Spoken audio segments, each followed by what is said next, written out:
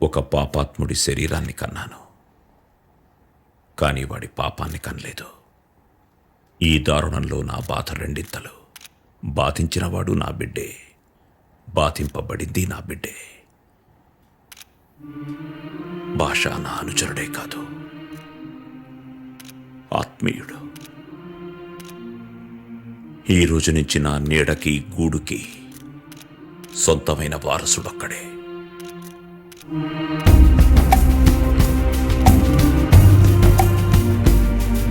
అసలు ఈ మనిషి 10వ తరగతి కూడా పాస్ కాకుండా ధర్మశాస్త్రం మీద ఎంత పొట్టెట్టా సంపాదించాడ్రా. మాంసం మందు లిమిట్లో పెట్టినట్టున్నాడు బావా.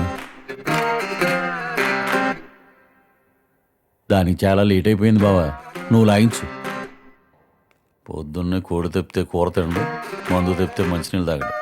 వీడికి మళ్ళీ ధర్మ సందేహాలు ఒకటి. సార్ ఒకే ఒక క్వశ్చన్ సార్. ఇందాక గౌడ గారు మాట్లాడుతూ సుమో మిత్ర పేరు మీద రిజిస్టర్ అయి ఉందన్నారు.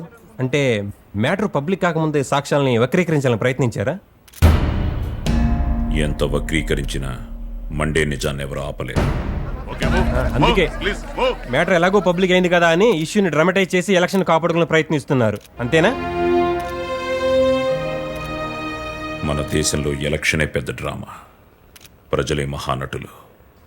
డ్రామాకి నిజానికి తేడా మనకన్నా వాళ్ళకే బాగా తెలుసు. నీకెలా కావాలంటే అలా రాసుకో.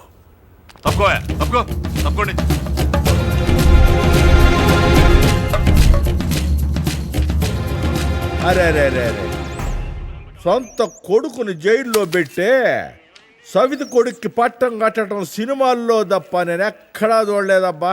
తలుసుకుంటే కడుపు తరుక్కుపోతుంది. ఆడ నాన్న ఎలక్షన్ డ్రామాలో చాలా బిజీగా ఉన్నాడయా. ఎలాగూ కేసులో నుంచి తప్పించుకోలేడు. ఆ బెయిల్ పేపర్ లేదు, రెడీ చెయ్యి, సంతకం పెడతా.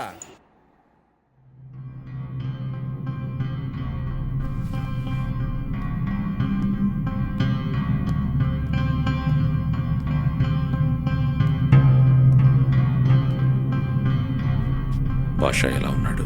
కనిపించట్లేదు నాన్న, హాస్పిటల్లో కూడా లేడు.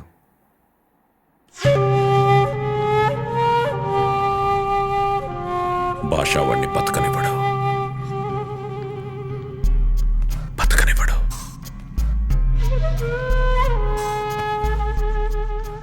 40 ఏళ్లు కావలి కాసిన విశ్వాసం ఒక్క పొద్దు పొడుపులో నా వంశం పాలిట వేటగా మారింది. చిన్న మిగిలాలంటే మీరు భాషను వదులుకోవాలి సార్.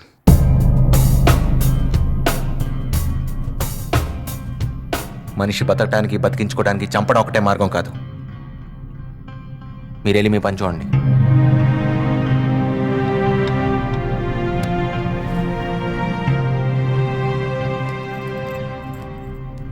నమస్కారం సార్. చిన్న ఎక్కడ? ఆయన నిన్నే బాసిరెడ్డి గారు జామీన్ మీద తీసుకెళ్లారు సార్. వాడేవడరా తీసుకెళ్ళడానికి? అయినా ఎలా పంపించారు? ఏంటి సార్ మీ ఫ్యామిలీ డ్రామాకంతా నేనా కారణం? ఆయన వచ్చి సంతకం పెట్టాడు, ఈయన ఎల్లుడికి వెళ్ళాడు, మధ్యలో నన్ను అవుతారండి.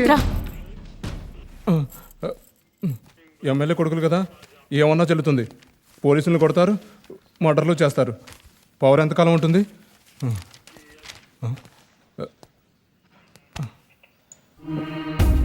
సారీ బాబాయ్. మీది చాలా టఫ్ జాబ్ అని విన్నాను. Very tough. డెడ్ లైన్ తప్పకుండా రోజుకో ఫైట్, వారానికో మర్డర్, నెలకో రేప్ చేయాలి, లేకపోతే వీక్ అయిపోతాం. అయితే మీరు ఒకసారి ప్రభు సన్నిధికి వచ్చి ఆయన మెసేజ్ వినాలి. ఓకే, తప్పకుండా.